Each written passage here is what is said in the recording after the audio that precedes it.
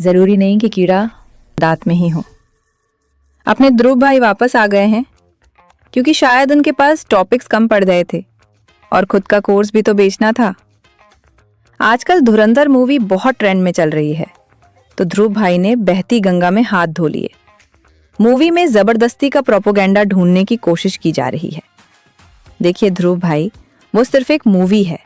लोग उसे एंजॉय कर रहे हैं, वो अच्छा बिजनेस कर रही है और कुछ समय बाद लोग इसे भूल भी जाएंगे। कोई उससे इंस्पायर नहीं हो रहा।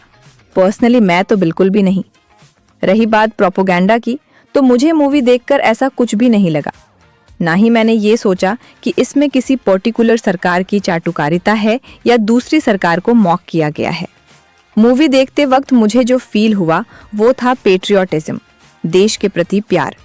उन अटैक्स में लोगों ने जो सहा, जितने मासूमों को हमने खोया, उनके प्रति सहानुभूति महसूस हुई। जिन बातों पर आपने जबरदस्ती के लिंक निकाले हैं, उन पर तो मेरा ध्यान भी नहीं गया था। अब बात करते हैं वॉयलेंस की। आपने कहा कि इसमें बहुत खून खराबा है। ध्रुव भाई, जब असल में अटैक्स होते हैं तो ऐसा ही वॉयलेंस होता है। इसमें मेरी कोई फेटिश नहीं है, लेकिन जब इंडिया में अटैक्स हुए और लोग मरे तो मेरा खून खौला था। उन लोगों पर कितना अत्याचार हुआ ये देखकर दुख होता है।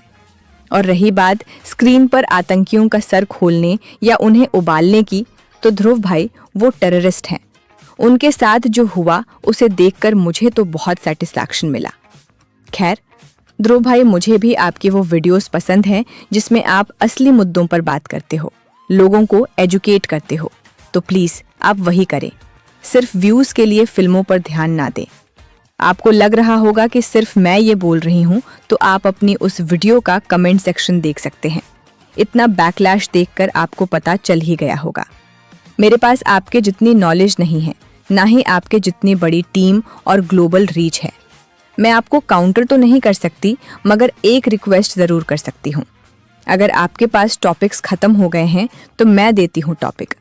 अरावली को काटा जा रहा है। वो हमारे देश और मेरे राजस्थान की हिस्ट्री का बहुत बड़ा पार्ट है। उसके बारे में लोगों को एजुकेट करिए, अपनी रिसर्च टीम का सही इस्तेमाल करिए। और जो बांग्लादेश में हुआ, एक हिंदू आदमी को मारकर, घसीटकर, पेड़ से लटकाकर जला दिया गया। इससे ये तो पता चल गया कि रियल लाइफ में वॉयलेंस कैसा होता है। वो आदमी सही था या गलत ये मुझे नहीं पता, मगर इस तरह मरना तो वो डिजर्व नहीं करता होगा। प्लीज ध्रुव भाई, इन सब चीजों पर बात करो। आपके चैनल के पास रीच है, इसलिए ये आप ही के जरिए हो सकता है। अगर मेरी बातें ऑफेंसिव लगी हों तो मैं माफी चाहती हूँ। बस इतना ही कहना चाहती हूँ।